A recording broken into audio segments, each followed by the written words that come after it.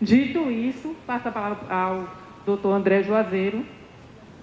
O senhor André Juazeiro é secretário de Ciência, Tecnologia e Inovação do Estado da Bahia, possui mestrado em Planejamento Urbano e Regional pela Universidade Federal do Rio de Janeiro, pelo IPU, UFRJ, foi professor de pós-graduação da Universidade Católica de Salvador e no serviço público coordenou e planejou o Parque Tecnológico da Bahia, foi chefe de gabinete, superintendente e assessor especial da antiga Secretaria de Indústria e Comércio, atual SDS, além de ter participado da elaboração de uma série de planos municipais, diretores do Estado da Bahia. O senhor está com a palavra.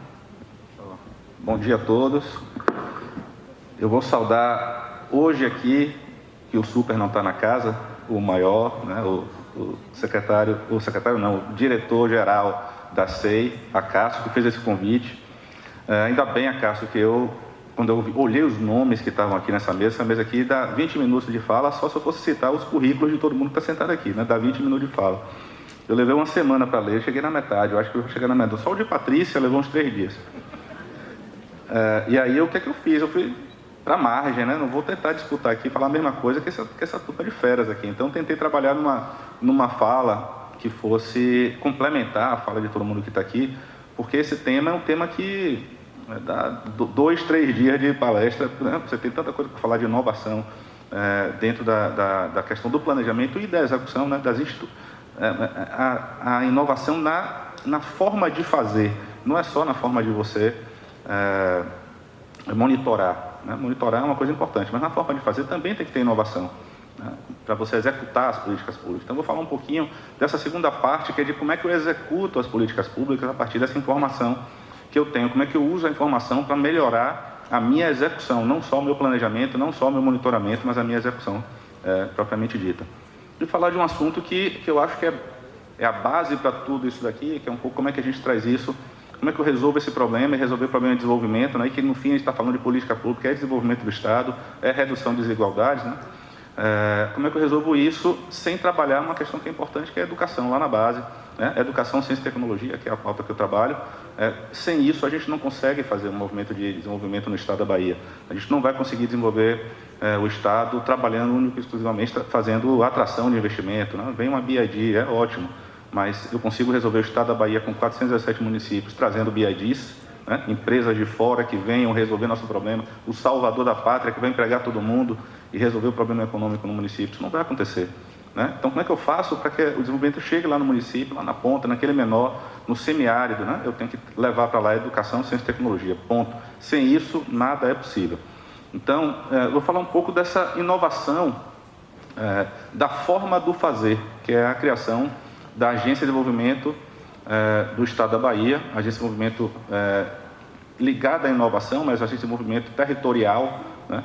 Como é que eu desenvolvo a partir da inovação, da ciência e tecnologia, é um recorte no desenvolvimento, mas ele abarca tudo, ele tem uma visão de desenvolvimento a partir de missões, né? Isso é uma teoria, para quem está na academia aqui que gosta, né? É da Mariana Mazzucato, que foi onde a gente foi beber um pouco dessa tese de você trabalhar missões, e a partir das missões, grandes missões, que você mobiliza um governo, você atacar. Por exemplo, eu tenho uma convivência com a seca, é uma grande missão do governador Jerônimo Rodrigues, resolver o problema do semiárido, né? Como é que você convive com a seca.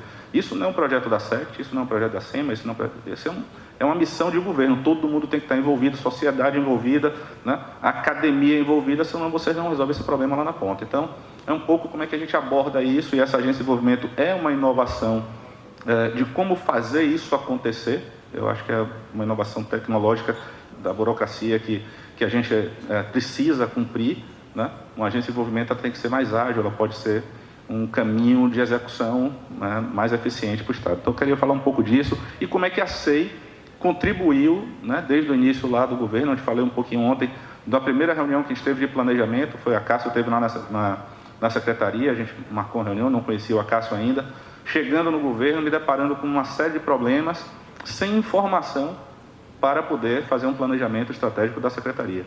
E ali começamos a nossa relação, pensamos o Observatório de Política de CTI, que hoje está pronto. Então, eu vou falar um pouco disso nessa apresentação, como é que a SEI nos apoiou, que acho que é importante entender como é que a estrutura de planejamento, de informação, de estudos ajuda a Secretaria a sair do outro lado com essa política que a gente vai falar um pouco dela aqui agora. Eu estou com um passador aqui, eu estou mandando... Ok, calma. Vamos ver se eu consigo mexer com isso. Bom, maravilha. Bom, acho que, não sei se a letra ficou grande o suficiente aí para vocês acompanharem isso de...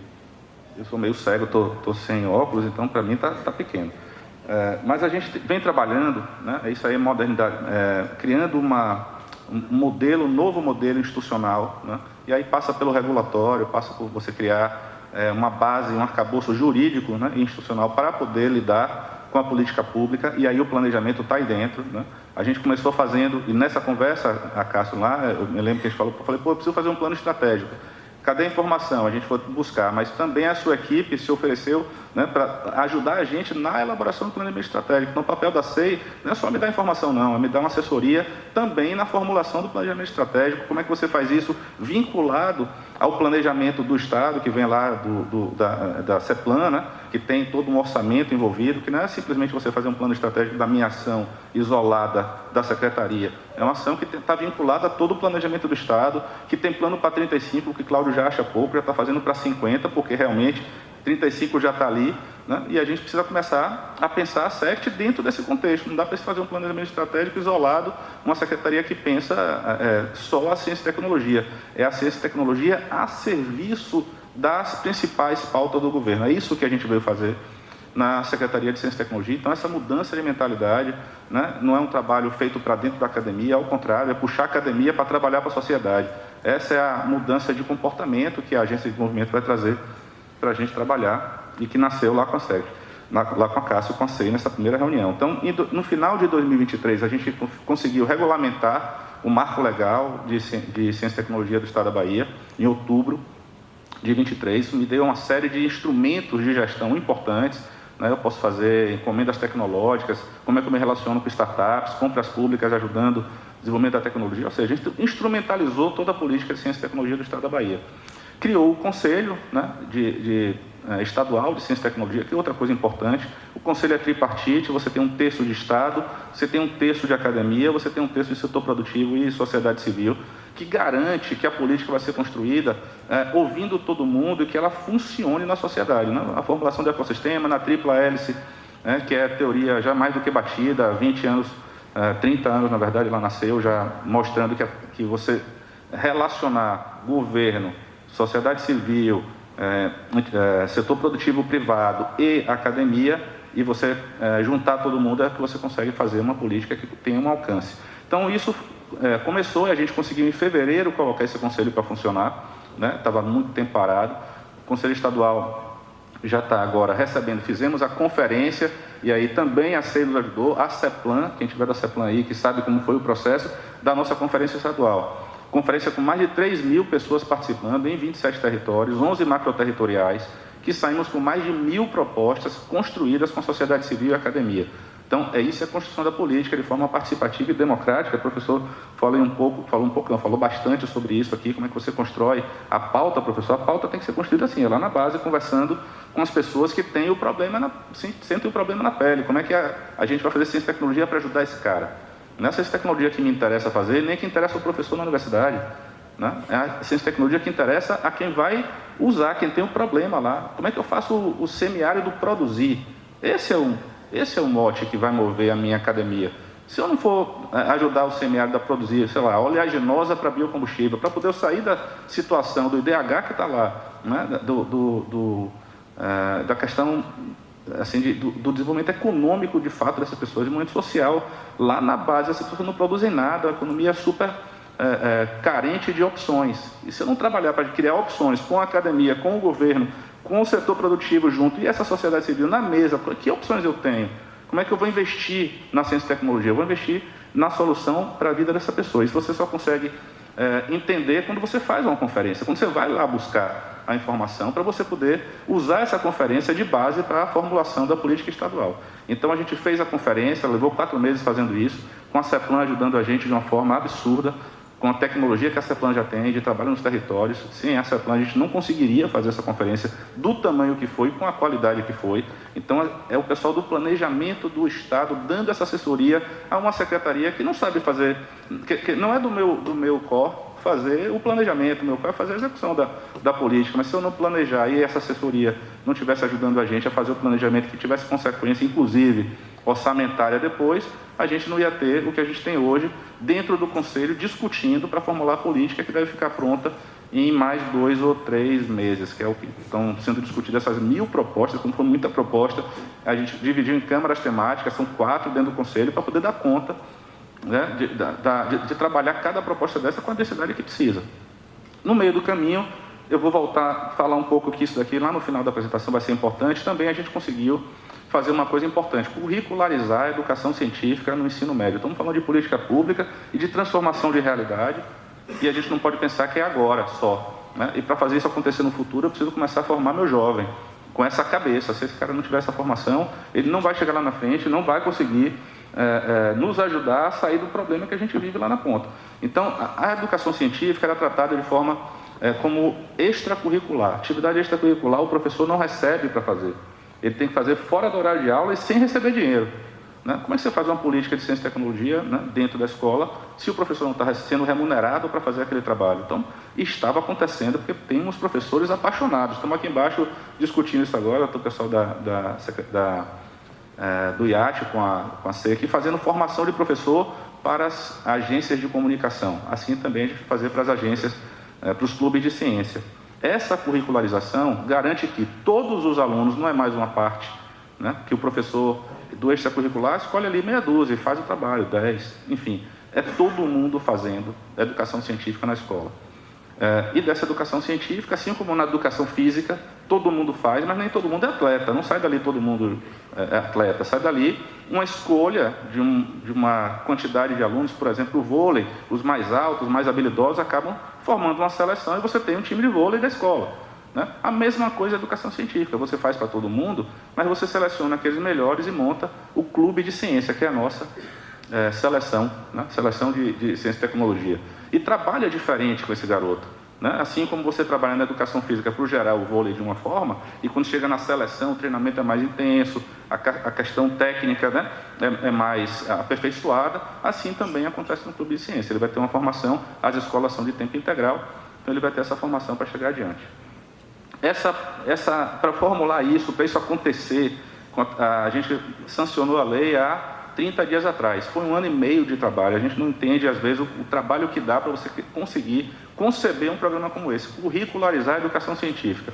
Passa pelo Conselho Estadual de Educação, primeiro passa pelo convencimento dos pares, do governador, da secretária Rovena. Graças a Deus não tive nenhuma resistência. A Rovena é uma luz na minha vida, é uma parceira fantástica, entende essa proposta e deu toda a abertura para a gente trabalhar. Né? Mas passa por um convencimento, conversar com os superintendentes, uma secretaria que não é a de Ciência e Tecnologia, que você não tem liderança formal sobre aquelas pessoas, tem que convencer as pessoas que aquele trabalho é importante lá, professores que estão nos mais diversos territórios com realidades completamente diferentes daquela que eu tenho aqui em Salvador, muita dificuldade, né? Teve que entrar nesse consenso, aprovou no Conselho então estadual uma resolução, e está aí marcado, se não me engano foi no final no meio do ano passado, agosto, se não me engano, pronto, a data está aí, é que eu não consigo ler. E depois, em dezembro, passou na Assembleia Legislativa, então tinha que fazer um projeto de lei, passou na ALBA, e aí, no começo do ano agora, né, o governador sancionou essa lei que curricularizou a educação científica, que é a base. Eu digo, eu sempre levo para o esporte a coisa, né? O time que não forma uma divisão de base, né? O Bahia está lá investindo na garotada lá de 14, 15, 16 anos. Por quê? Porque ele precisa de um time profissional. Se ele não formar na divisão de base, ele vai pagar caro para ter aquele cara, para trazer um jogador de alto nível para poder formar o time profissional dele. Então é formar na base. A gente não tem dinheiro para pagar esse cara da ciência. Ele é muito caro, esse cara da ciência que já ficou muito bom. A gente às vezes tem que gastar muito para manter aqui o que a gente forma na base. Para manter na Bahia um cara que você forma, né, com muita qualidade, esse cara vai parar no exterior, ele vai para São Paulo, ele vai para os Estados Unidos, vai para o Vale do Silício. Então, até para manter o que a gente forma na base é difícil, imagine para eu trazer um cara de lá. Né? Não conseguiria. Então, formar uma base importante, grande, né, com qualidade é fundamental. E isso passou. E a gente conseguiu agora, né, estamos aí com essa com essa agência montada, que já é parte do seguinte: depois da estruturação da política, você começa a trabalhar depois da conferência, trabalhar a política e depois o plano estratégico, que é como é que você executa a política. Uma coisa é você ter os objetivos na política, outra coisa é como é que eu chego lá. Então, o plano estratégico e depois como é que eu executo o plano estratégico. E aí nasce a Agência de Desenvolvimento do Estado da Bahia, que é o órgão que vai ser responsável pela execução da política. Por que não é a SECT? Porque eu não posso pegar o telefone e ligar: Miguel, você tinha aqui no plano estratégico uma ação e não chegou no prazo. Trate de fazer. Eu não sou chefe de Miguel. Não posso ligar para Carlos Henrique na FIEB e falar: Carlos Henrique, tem uma ação sua aqui, você não fez. Não posso cobrar Carlos Henrique. Então, a gente teve que montar uma estrutura que fosse nem governo, nem setor privado, nem academia, que é a fundação, né? Uma fundação de apoio à pesquisa, no fim, formato jurídico dela, mas que é a agência de desenvolvimento, que foi escolhida ali, né? Um executivo escolhido por nós, do governo, pelo pessoal da academia e pelo pessoal do setor produtivo, e esse cara está validado pelo Conselho Estadual para cobrar de cada um, cobrar inclusive de mim. Né? SECT, você não fez essa parte aqui, você tem aqui. Se eu não conseguir que todo mundo execute sua ação, o plano estratégico não anda, o resultado no fim não acontece. Então, primeiro, descentralização do poder de decisão para o Conselho. Então, não é mais o secretário da SECT que define a política estadual. Graças a Deus, é uma responsabilidade muito grande para tomar sozinho. Né? Chegar aqui e dar uma canetada, que é como acontecia, e agora vai ser assim. E se desse vontade de mudar ano que vem, eu pegava outra caneta e agora vai ser assim.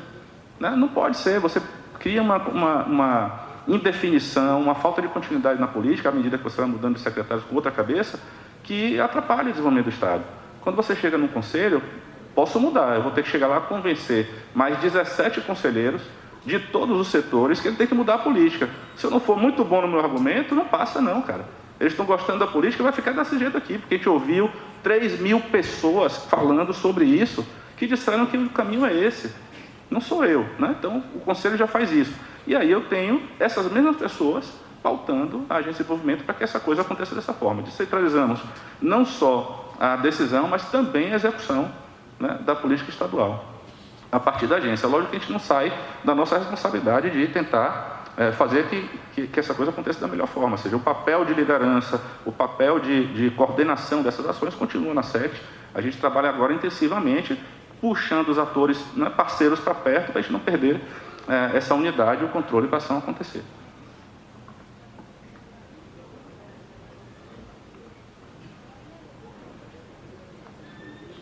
Não está passando aqui. Estou apertando o botão errado. Vamos lá. Bom. Passei mais de um ano. Apertei várias vezes, aí depois ele foi tudo de uma vez só. Calma, Cássio. Não briga comigo. Não sei, agora eu já entendi que o botão é esse de cá. Pronto, agora sim. Vamos lá.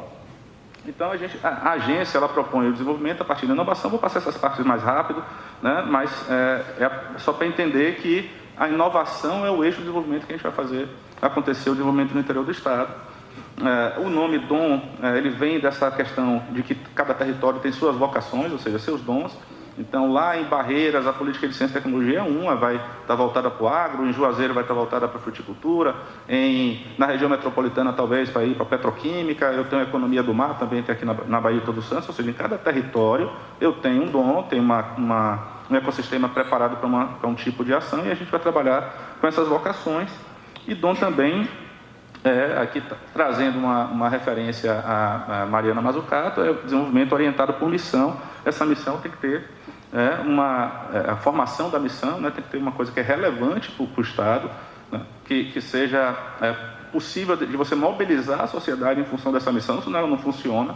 Se eu não conseguir trazer a sociedade para junto, falar de seca no semiárido, ou seja, da convivência com essa seca lá no semiárido, se ela não for uma coisa que a sociedade se interesse, não adianta eu fazer aqui projeto que a gente não vou conseguir executar. Então, a academia tem que ter interesse por isso, o governo tem que ter interesse por isso, e Jerônimo tem pautado, esse é uma das missões. E a gente tem uma forma de fazer, e aí um pouco do formato, como é que essa agência vai operar. Ela junta, né, atores do setor privado com atores da academia por segmento, né, por setor econômico. Então, por exemplo, a gente já fez um primeiro ciclo de conexões, onde a Petrobras foi a empresa escolhida. A gente ia fazer do setor de óleo e gás, a gente teve que fazer 2, que a Petrobras é tão grande, com tanta demanda de tecnologia, que um ciclo de conexões foi só para a Petrobras. Como é que funciona? Eles vêm de manhã, apresentam, cada diretor, cada gerente do CENPES, que é o Centro de Pesquisa da Petrobras, apresentou suas demandas, né, de tecnologia. Eu tenho esse problema, vou investir em tecnologia nessas áreas. Aí os professores de todas as redes de pesquisa, e nós fizemos os editais na FAPESB, né, e aí já mando um abraço aqui, tem a turma da FAPESB ali, um abraço para Anderson. Ele criou os editais, montamos redes de pesquisa, hoje nós temos 9 mais 14, estamos com 23 redes montadas, e mais 7 para sair, que, por exemplo, a Economia do Mar é uma rede de pesquisa. Todo mundo na Bahia tem que ter no mínimo 4 ICTs, então trabalhar em rede é isso. A gente não tem mais recurso para uma universidade isoladamente ou para um professor isoladamente, é só rede. Se não vier no mínimo 4 instituições, não vai passar, né? Uma dessas redes, que é exatamente da Economia Azul, foi liderada pela CEI. Então, como é que a CEI já está entrando no processo como ICT, que se tornou a partir de 24, foi isso, Cássio? De 22? 22, essa ICT já consegue ir lá e tomar um recurso para a PESB, liderar uma rede de pesquisa na área de Economia Azul, que tem toda a competência para fazer, gera conhecimento lá dentro, e aí com mais 4, acho que o IFE entrou nisso, a UFBA entrou nisso, a UNEB entrou nisso, eles montaram a rede e conseguiram captar esse recurso. Então é uma fonte de recurso importante para a CEI, que é esse recurso da ciência e tecnologia, que está aí disponível na FINEP, na FAPESB, e a gente tem conseguido acessar não só esse, mas outros editais. E os clubes de ciência, como é que acontece? Depois que eu junto o setor empresarial e a academia e consigo entender os desafios e coloco todo mundo para funcionar, eu estou levando esses desafios para dentro da escola. O clube de ciência dentro da escola, ele recebe desafio real. E esse jovem começa a entender que fazer tecnologia não é botar somente, né? Eu sei que a ciência básica é importante, mas não dá para você ficar gastando o dinheiro do Estado para botar simplesmente uma tese na biblioteca. Eu preciso que essa tese tenha alguma relação com uma dor da nossa sociedade, que ela vai me dar, ali adiante, frutos que me ajudem no desenvolvimento do Estado. Senão, eu estou gastando um recurso, o Estado não tem tanto assim, de uma forma que não está chegando na sociedade. Eu resolvo o problema de um professor, mas não resolvo o problema da sociedade na ponta. Então, tentar fazer essa mediação, que o professor comece a fazer essa pesquisa básica já pensando na solução de um problema real da nossa sociedade, da nossa indústria, do nosso comércio, do nosso agro, enfim, algum problema real, ou de uma comunidade, ou dos catadores de resíduo, enfim, que a gente comece a pensar tecnologia para quem está precisando de tecnologia na ponta para melhorar sua produção, seu produto. Vixe, o tempo já esgotou, não estou nem no começo da apresentação, já vou ter que correr agora, porque tem uns vídeos que eu quero passar. Então, vou falar um pouco, agora eu vou começar a ser rápido. Os investimentos em sítios, aqui eu estou formando as redes de pesquisa. A gente investiu 31 milhões no primeiro edital, mais 43 no segundo, são quase 75 milhões investidos para montar a rede de pesquisa, e aí tem todos os temas que as redes foram montadas, os que estão em negrita, porque essa apresentação foi feita para o evento de óleo e gás, então eu tentei destacar aqui o que tinha a ver com a questão da transição energética. A gente faz o ciclo de conexão, eu vou passar aqui, não sei se essa apresentação vai entrar, cadê o som dela? Não entrou? Mas ela está sem som aí. Isso aqui foi o ciclo de conexões com a Petrobras, só para dar um exemplo de como é que funciona. Todo mundo no mesmo auditório, a gente brinca que a gente tranca as portas, só sai dali depois que o pessoal do setor privado conseguir amarrar um projeto de pesquisa com a academia. Enquanto isso, a portinha é trancada. Eles vão discutir no final dessas apresentações, um entendeu a necessidade do outro, quer dizer, a academia entendeu a necessidade do setor produtivo e o setor produtivo entendeu a capacidade de pesquisa da nossa academia. E aí você começa a tentar juntar para montar projeto. Aí a gente tem um escritório de projetos que vai escrever os projetos para tomar recurso FINEP, por exemplo, ou da própria FAPESB, ou de ministério, enfim. A gente ajuda a escrever projeto. Nosso escritório de projetos é um serviço para o empresário que não tem dentro de casa uma capacidade de escrever projeto de pesquisa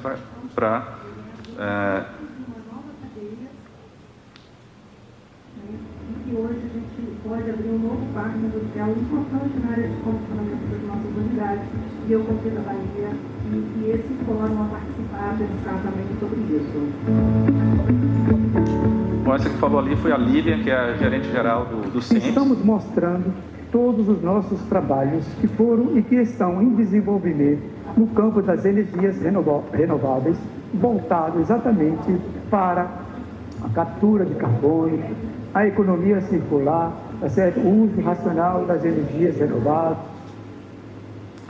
Esse é o professor Ednildo, para quem não conhece, daqui da UFBA. Ele lidera a rede de pesquisa de energias renováveis do estado da Bahia, com mais 6 instituições. Tá certo? Ou seja, uma visão integrada com biocombustíveis, tá certo? As suas aplicações, e que possa isso ser transferido para a sociedade, para as empresas de um modo geral. E participar desse evento de conexões com os diversos atores da indústria, eu considero fundamental para que haja um ganho potencial para toda a sociedade. A Petrobras hoje só chegou onde chegou por meio de muita pesquisa, e essa pesquisa não foi feita de forma isolada, de forma solitária. Foi executada sempre em parcerias. Então, estabelecer essas conexões são fundamentais para o desenvolvimento da sociedade em geral. Hoje a gente teve aqui um ambiente muito profícuo de troca, tanto da Petrobras quanto do ecossistema de inovação da Bahia.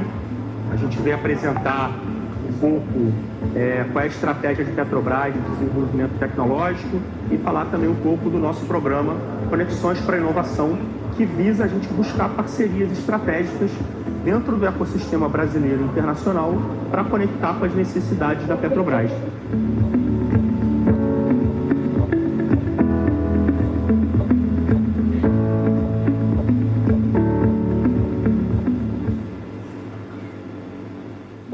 Esse é o trabalho da Agência de Desenvolvimento para entender um projeto desses, que é, por exemplo, do biocombustível a partir da Macaúba e do Dendê. Um projeto que estava começando com a Selen, que a Petrobras também está fazendo investimento. Essa planta gera 30 mil oportunidades para famílias da agricultura familiar produzirem macaúba para o projeto. E não está toda a macaúba sendo produzida para a agricultura familiar. Tem uma parte que a empresa precisa fazer, que garante, né, a entrega de uma quantidade, no mínimo, que é 60% da macaúba, que é produzida nas fazendas da própria Petrobras ou da Selen, ou se forem fazer em conjunto, essa discussão está lá, mas 30 mil famílias vão estar envolvidas aqui na produção de macaúba para um projeto como esse. Para você entender como é que a gente faz a pesquisa, isso chega lá na ponta, o resultado final disso é um benefício social importante, e isso pode acontecer no semiárido.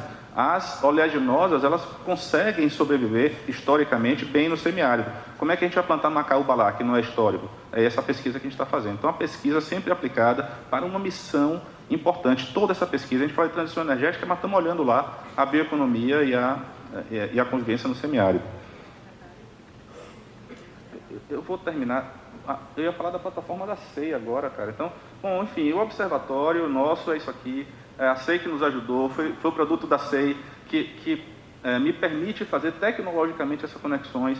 A gente mapeou todos os pesquisadores do estado da Bahia, onde é que eles estão, em 74 unidades dessas públicas que estão no interior, multicamp. E esse pesquisador, o que é que ele está fazendo? A partir disso, com esse banco de dados, e aí a questão do banco de dados me ajudando, eu cruzo com o banco de dados de demanda da FIEB, da FAEB, da FEComércio, e consigo conectar esses pesquisadores como um desafio real do setor produtivo, e eles vão conseguir conversar e desenvolver uma pesquisa que eu consigo aplicar lá na frente. Então, isso aqui é um produto que a Cássio me deu de presente, é um cara... ele e a equipe dele nos ajudou muito, aí está pendurado lá no site da SEI, né, dentro do site de política, que é a informação que eu consegui fazer.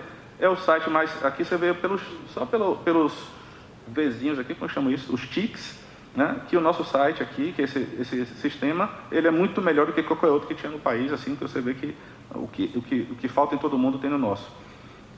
Aí dá gráfico, mapa, tudo mais, informação.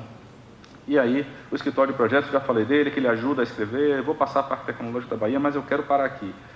Eu preciso passar mais um vídeo só, mais 2 minutos, que é da nossa educação científica, porque eu acho que aqui está o negócio. Quando eu consigo trazer essa demanda para dentro da escola, e eu consigo fazer esse garoto que está no meu clube de ciência, pegar um projeto real e começar a desenvolver ciência a partir disso, aprendendo a fazer patente, depois sendo incubado e sendo acelerado e saindo no final com a ideia, com startup, assim eu consigo fazer com que o jovem, esse cara, quando chega na universidade, ele chegue com outra cabeça, projetando para o setor produtivo, mudando a realidade. Eu não estou formando mais um jovem para poder buscar um emprego, eu estou formando um cara que é capaz de ser agente de desenvolvimento na sua região. Então essa é a proposta, e aqui eu estou falando de 581 escolas de tempo integral, com no mínimo 14 estudantes dentro de um clube de ciência, pode ter 1, pode ter 2, pode ter mais do que isso, né? E aí eu estou falando de 10 mil quase jovens, todo ano saindo com essa cabeça, essa formação. O clube de ciência ele não recebe nenhum conteúdo pronto, ele só recebe desafio, ele tem que aprender a pesquisar o conteúdo que ele está para fazer a solução dele, então ele começa a ser formado como pesquisador, criticar esse conteúdo, que ele, levar para os laboratórios das escolas, que esse é um outro projeto, a gente tem laboratório de Química, Física e Biologia como padrão, mais 270 laboratórios de robótica, audiovisual e games dentro das escolas públicas de ensino médio. Esse garoto dentro da escola vai poder usar o laboratório, propor alguma coisa, se o desafio for complexo, extensão universitária, todo um conjunto trabalhando para que essa mudança aconteça. Eu quero mostrar aí vários exemplos de pesquisa desse. Toda semana sai uma pesquisa no Jornal à Tarde de um estudante do ensino médio que não estão fazendo coisas bobas, não. Aqui está fazendo biocombustível a partir do licuri, biocombustível a partir do tamarindo. Eu botei biocombustível porque, de novo, era evento de óleo e gás que eu estava apresentando. Então eu foquei e quero passar esse vídeo aqui. Como é que eu faço ele acontecer? Pronto, obrigado. Em casa, aí falava sobre a poluição no mar. Aí que surgiu a ideia de produzir um bioplástico a partir do amido do inhame para criar um canudo. A Marta de antes, ela não pensava em seguir no ramo da química em si. Antigamente eu não gostava da área e hoje em dia eu amo a área. Na minha vida eu nunca ia imaginar que eu poderia criar um bioplástico. Foi algo inovador, foi uma experiência incrível para mim, onde eu nunca imaginei chegar em si. Então foi algo que eu descobri em mim, esse gostar de ciência. A gente entende que a escola tem que transcender o papel dela de ensino. É preciso formação cidadã. Então a perspectiva da intervenção social nos traz o entendimento de que aquilo que se produz, aquilo que se desenvolve, tem responsabilidade com o planeta, tem responsabilidade com a sociedade. A série de reportagens Bahia Faz Ciência surgiu para destacar projetos incríveis realizados por pesquisadores, estudantes e jovens cientistas de toda a Bahia, sejam em universidades, escolas ou institutos de pesquisa. É a ciência em todos os cantos da Bahia.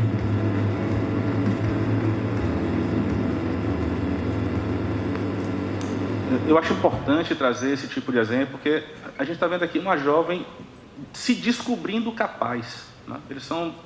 Eles acham que não são capazes de fazer uma transformação como essa. Ela fez um bioplástico a partir do inhame, ela estava no 2º ano do ensino médio, ela não está na universidade, ela não fez faculdade de farmácia, está no 2º ano do ensino médio.